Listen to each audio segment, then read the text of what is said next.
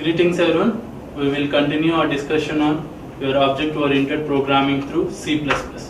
So far we have looked at what are the various object-oriented programming concepts in the previous session, and I also have introduced you the programming to C++. So in this session we will continue our introduction to C++ programming. I will introduce you to all the concepts which are part of C++ programming, which are common to in C language. Okay. So as I am telling you, we are going to introduce all the concepts which are common to both C++ and C language. In the further sessions, we will be looking at all those concepts which are more specific to your object-oriented programming through C++. So in this session, we will continue about the discussion of your particular topics regarding programming in C++. So we will be looking at all the concepts which are specific to your C++ programming, not specific. We will be looking at all the parts which are common to C and C++. So we will start from the initial terms, that is first we will be looking at what are the variables. As you know, in programming a variable is a container to hold your data. So you should have seen about various variables in your particular C language. We will be writing int age is equal to 14, age is equals to 10, like this. We will be declaring our variables where age is the variable which will be holding the values. So that is why we will be calling them as variables. So in C language you should have known what is a variable, how to use the variable in your C programs. So the same things will apply here. So as I am just introducing you all these things, why? Because you have to use these things directly in your C++ programming. There will not be another separate session for you to discuss all the things which are part in C language and which are common in C++ programming. Okay, we will not be having a initial discussion on C++ programming. We will directly enter what are the programs you have to write as a part of C++ programming. So whatever the rules which you have in C language, the same rules have to be used for naming your variables. I think you should have remembered how to name your variables in C language. That is, you should not be using any special symbols in your names. You should not be using numbers as the first particular character. You will be having only a maximum length of characters for your C names. In the same manner, all the rules which are applied in C language variable naming, the same things will apply here.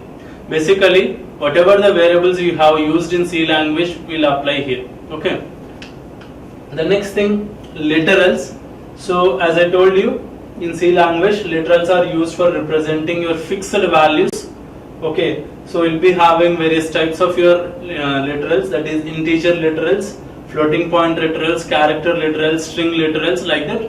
So I think you remember what are the integer literals, that is 0 to 9, 0, minus 9, 22, all the integers which you can represent.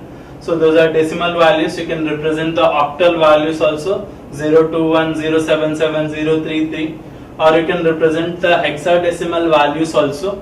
Okay. These things will be calling them as integer literals, and also will be having your floating point literals, that is minus 2.0, 0.00234, or you can be using your exponential notation form, that is minus 0.223 e power minus 5. Okay, these two are your integer and floating point literals. Then we have the character literals. I think you remember the character set in C language. The same character set will apply here. And we will be having all the particular symbols in your character set as your character literals. We are going to implement your character literals by using your single quotations. That is A, M, F, 2, open brace, close brace, space, each and everything is one character literal. And as a part of character literals, we will be having your escape sequences. I think you should remember what are the escape sequences. You should have remembered your new line characters. Okay. Horizontal tab, vertical tab, single quotations, double quotations, question mark. So all these things will be using as a part of your escape sequences in your printf and scanf statements. I think you should have remembered. Mostly will be using all these things in your printf statement. So the same escape sequences will be used in your C++ program. So apart from those literals, we will be having the string literals, where we will be having representation of more than one character. We will be making it as a string. So we are going to implement your string constants by using your double quotes. and this is a one string constant, and a null string constant will be used by using without any string, and a string constant with white spaces can be implemented by using white space. Okay, how to just enclose your white space in your quotes. Then your string constant having a single character can be implemented like this. So you should remember this is different from this one. Okay, single quotes is for your character constant. This is for your string constant. So whenever you are using a single character, this is a character constant and this is a string constant. So these two things are different ones. Okay, character constant will be stored in a different way and string constant will be stored in a different way. So based upon your particular quotes, you can remember what is a particular literal type. And this is another string which will be printed in new line. That is, you will be using these strings in your particular input and output statements. So these are just introduction to your what are the literals present in your C++ programming. So as you could see, you will be having integer literals, floating point literals, character literals and string literals. So the next thing you have is your constants. So in C++ we can create variables whose values cannot be changed. So just like in C language, we can create variables which cannot be changed by the program. In order to create constant, we are having a particular keyword called as const, C-O-N-S-T. Const keyword will be used. So create a constant, we'll be using a term like this. We'll be writing const int, so the variable name, which is equals to some value. So in your program, you have to, whenever you use this particular value, this particular thing will be taken. And if you try to change the value of light speed, it will be giving an error. So for example, in any time in the program, if you try to give a different value like this, okay, so initially you have declared it as a constant, and if you try to give a different value, you will be getting an error. Why? Because it is a constant. So in C++ also, we can create your constant by using your constant keyword. Next, the C++ data types. So just like in your C language, we will be having data types in C. So most of the C data types are supported by your C++. That is, you will be having your integer data type, so which will be either 2 bytes or 4 bytes based upon your computer. We will be having the floating point data type. We will be having the double. We will be having the character. We will be having the void, which are common in your C language as well. So the two different things, that is, I think you should remember this void characters. So void characters is just like your character. Okay, void character type is just like your character, except that it is 2 byte space. So if whenever you want to implement characters which are more than your particular, which are more than your particular size, that is, if you are having 1 byte, you can represent only some set of characters. If your particular character set is improved more than your 1 byte size, then you will be going for void character types. Okay, so I think you remember what is the meaning of the size for your particular data type. If you are having 1 byte, so how many, even if you are using sign or unsigned, I think you can remember. So you can represent from -282 to +2^8 -1. So all those number of values can be represented by using 1 byte. So if your particular data type is not supporting those many values, or your number of characters are more than your 2^8, at the time you will be going for your void character data type. So whenever your characters are improved, that is, initially if you are started the programming with only English characters, at that time 1 character would have been fine. So if you want to program in other languages as well, at that time we will be needing void character. Okay. So another new and important thing which has been implemented in C++ is Boolean data type. So Boolean is BOOL. So we will be having Boolean data type. Okay, so we will be creating boolean values like this, bool b1, but as you see you will be having the size as 1. Okay, so even though the size is 1, the values which can the particular boolean can take is only two values, that is true and false. Okay, so it can take only two values, that is b1, the particular variable b1 can take only two values, one is true, another one is false. Even though the size of the particular boolean data type is 1, it will not be supporting 2 power 8 values. It will be supporting only two values, true and false. So the b1 can take values, b1 is equal to true, b1 is equals to false. So if you try to assign any other value, it will be giving you an error. So the boolean variables can take only two values, true and false. If you try to assign any another value, it will give giving you an error. So this is one new data type which has been introduced in C++. So to support your particular boolean feature. Okay. So these are the particular common fundamental data types which are supported by your C++. The new thing is just the boolean. So wherever you are having boolean type properties, we can use the boolean data type. So apart from your particular fundamental data types, we will be having the modifiers. So the basic modifiers you could remember is your signed, that is we will be having signed int, unsigned int, short, long.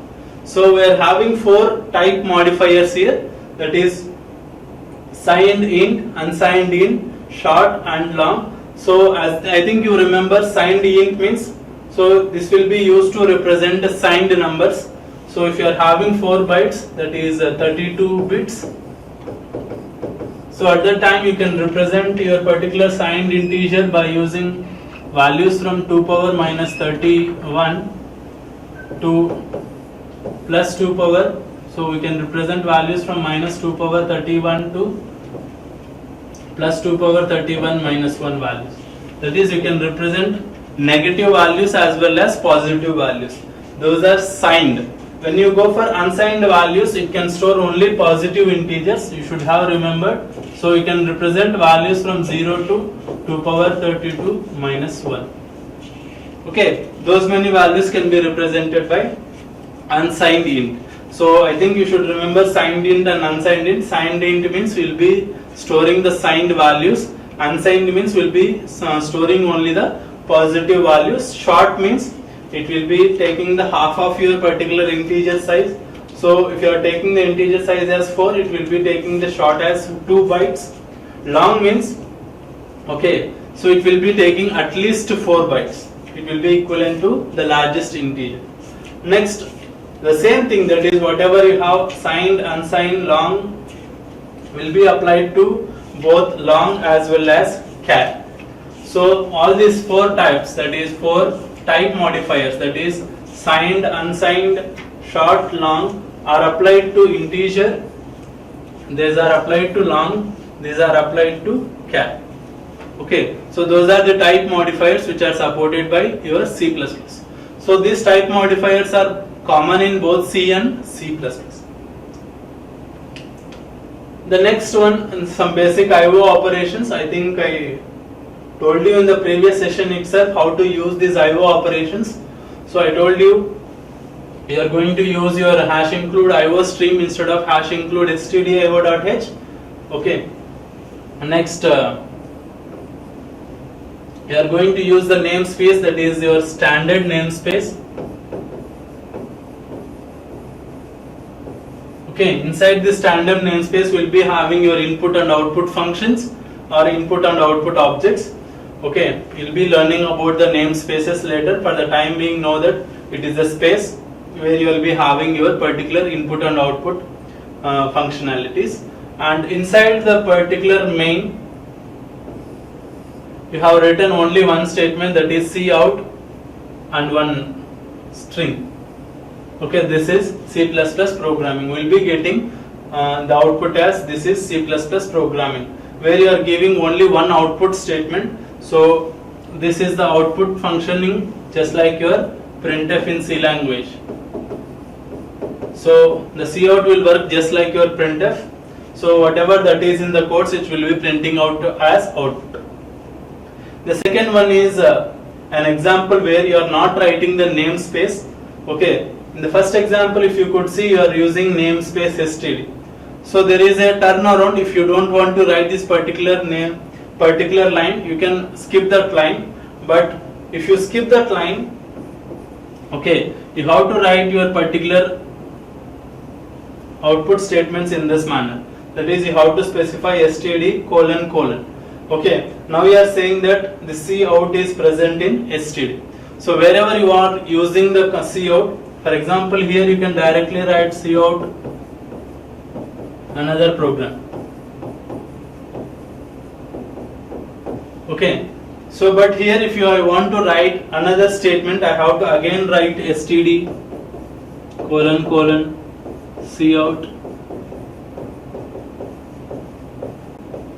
another. Okay, for each and every statement I have to specify the std here. Okay, so if you don't want to use the namespace, you can directly write like this, but it is preferred you write the namespace like this. So this is basic output operation. So the next example is your character and number output. So in this example I have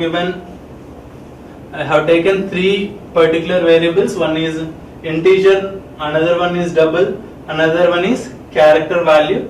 So and I have printed those values. So in the first line I have specified the number 1, that is number 1, whatever the number 1, the 70 value will be printed as into the output. So end L means it will work end line. Okay, it is just like your new line character. Okay, it is just like your new line /n in your C language will be having end L.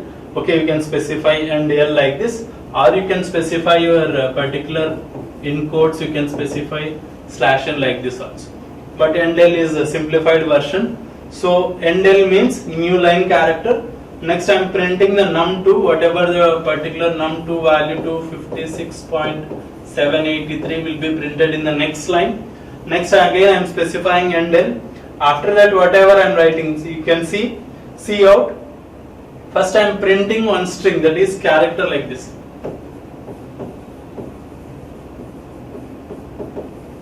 Character. Okay, so I am printing the character. So it will not be having this space. Next I am specifying the ch whatever the value. So it will be printing it as A. So this will be the output of this particular program. So this is how you will be printing the numbers and characters in C++. So you have to just get adapted to using your cout and cin in C++. So whatever the programs you have written in C language can be written in C++ quite easily just by modifying 3 lines. That is, instead of stdio.h you write the IO stream. Instead of this thing, you have to write your namespace std. You have to include the namespace std, and instead of printf you are going to write the cout, and instead of scanf you are going to write the cin. Okay, all those things have to be modified. Otherwise, most of the programming is similar in C and C++. So this is the input operations. That is, as I told you. So this will be the input. So in this particular program, so first I have taken a number, next I have printed into the output enter an integer. So here you have written cin, which will be same like your scanf in C language. Here you are going to use cin in C++. So we are going to take the input of your number, whatever you give. If you give the value 10, so the output will be the number is 10. That will be the output of your particular statement. This is how you can take the input of a number. So just like using scanf, you are going to use the cin operation here. So this is how you are going to take the input of one number. This example is to take the input of more than one numbers. So here you have taken 2 values. One is a character, another one is an integer. So you are giving output there, enter a character and an integer. After that you are specifying C in A and number. So that is how you specify to take input of two values. That is C in A, then I am going to take number. That is, first you have to enter the character, some value. Next I have to give the value, some value. Okay, number, value. So you have to specify two values. One is character, another one is number. So those values will be printed as output.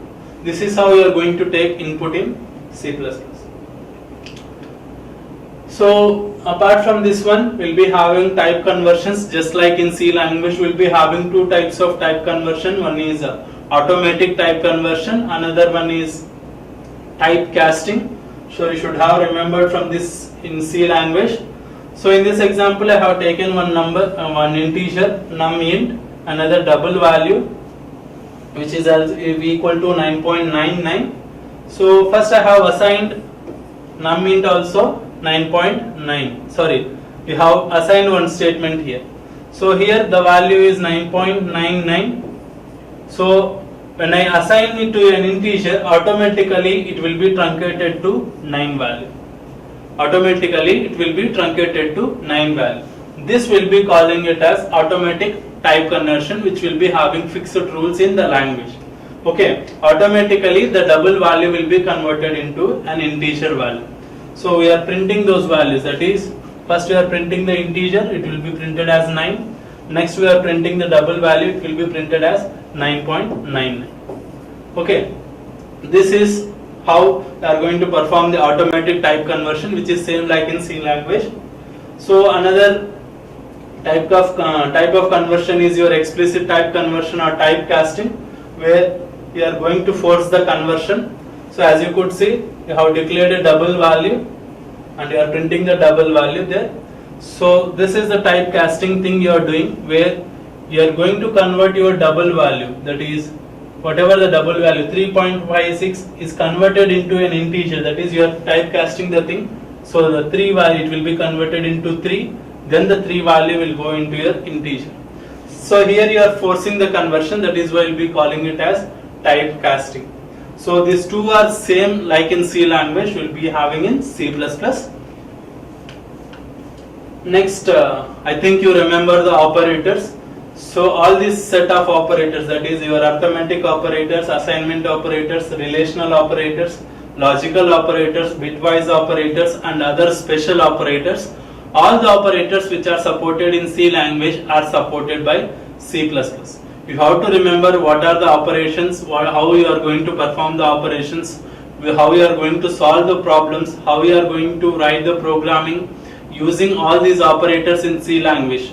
So all those things have to be used in C++ as well. Okay, you should know how to use your arithmetic operators, that is addition, subtraction, multiplication, division, modulo division. Okay, you need to know all those things. You need to know the logical operators, logical and logical or logical not. You should know your bitwise operators, bitwise and bitwise or bitwise not, left shift, right shifts. Okay. So your increment operators, decrement operators, all these operators, whatever those are present in your C language are going to be used in your C++. Okay, all these things will be present in your C++ as well. And I think I told you about the comments. So you will be having two types of comments. One is your single line comments and multiple line comments. The single line comments can be written by using a double slash. Your multi-line comments will be written by using slash star, star slash. We'll be using these two types of comments. So these are just like your C language. C++ also has the same thing. And as a part of your flow control, all the things which are supported by C language are supported by C++. We'll be having simple if else, nested if else if ladders, switch statements, conditional statements, that is your conditional operator. If you have remembered question and colon, so that will be a conditional operator, that also will be supported by C++. Whatever the flow controlling mechanism which we have used in C language will be used in C++. All the if statement, else statements, okay, switch statements will be used in your C++ as well. So apart from the flow control, so this is just an example of your flow control. I think you know and remember how to write your programs using your flow control. This is a nested if statement where you are having one if statement and another if statement. This is the inner if, this is the outer if else. Okay. So this is an example for your flow control. So just like in C language, we'll be having the loops in C++. We can be using the for loops, while loops, do while loops. Just like in C, we'll be having in C++. And a new thing in C++ is, so from C11 onwards, C++11 onwards, we are having a separate type of loop called as the range based for loop. Okay, this range based for loop is having a special applications in some important topics called as collections. Okay, so collections, will be learning better about collections in Java and data structures. More specifically, we'll be learning about the collections. Okay, so what is the collections means? A series of values or a set of values which will be storing as a data structure. We'll be calling it as a collection.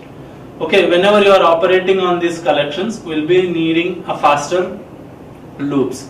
So for that, they have developed a range based for loop. So this range based for loop will be used for collections like your arrays and vectors.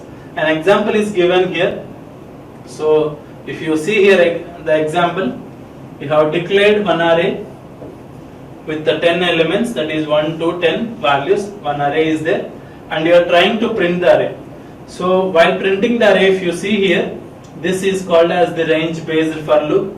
So in generally how you should have written is, you have written for I is equal to 0, I less than your n, I plus plus. I think you remember your basic for loop.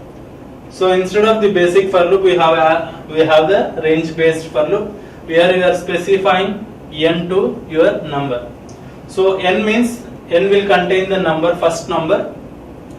Okay, as you go through your particular collection, it will be taking the values on its own. Okay, so n will be taking the values from starting of the loop to the ending of the loop. It will be taking the values on its own. So that is why it will be acting on collections. Okay, so we'll be learning about the collections more in the next courses. We'll be learning about the thing in data structures and also in Java. So other looping statements. So C++ also supports your break statement, continue statement, go to statement. Okay, I think you know the importance of these statements. Break to jump out of the loop, continue to continue execution of your loop, go to jump from one part of the statement to another part of the program in your particular programs. So these are looping statements. So C++ also supports all these constructs whatever you have. That is, it will support the functions, it will support the function recursion. So it will support the storage classes, arrays, multidimensional arrays, strings, pointers, structures. So all the things which are supported by C language will be supported by C++. So whatever the programming knowledge you have in C language will be useful to learn the C++. Okay.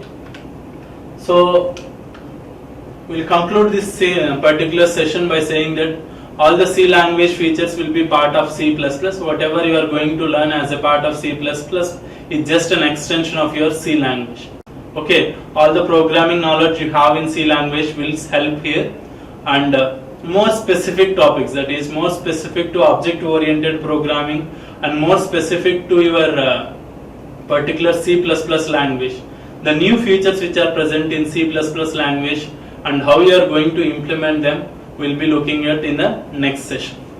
In this session, we will conclude this thing, and this will be the end of your introduction to C++ and object oriented programming. And in the next sessions, we'll be starting about the more specific things about your object oriented programming, that is how to create classes, how to create objects, how to implement them. So we will close this session now. Thank you.